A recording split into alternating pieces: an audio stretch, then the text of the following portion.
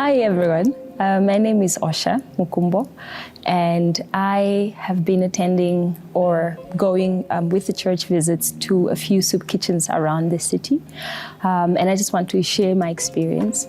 So the church has partnered with, I believe, 18 soup kitchens, and every week, or at least every other week, we attend one to sort of just see what's happening on the ground, to encourage the volunteers and also to interact with the kids, and then also practically serving the food and stuff like that.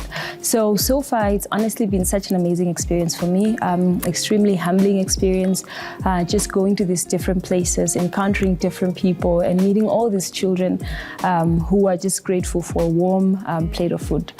The one that particularly stood out for me is when we visited the Home of Good Hope.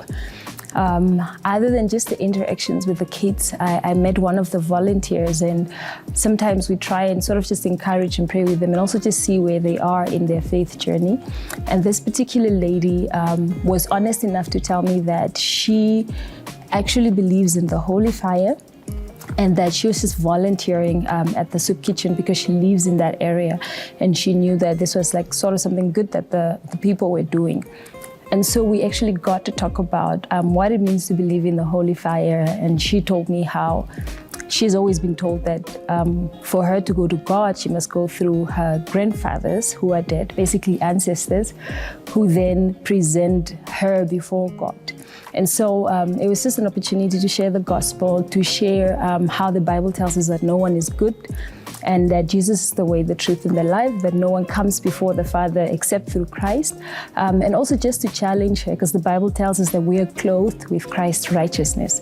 And so if she says that her grandfather presents her to God, we sort of had this conversation about if that meant that she was comfortable being clothed with whatever her grandfather was, you know. And she admitted that he was not a good person, and that when he lived, he did not live a good life. And so it was just this challenge to sort of put our hope in the one true Christ, who gives us, or who presents us to God without blemish, not because we are that way, but because he's that way and he lived a perfect life.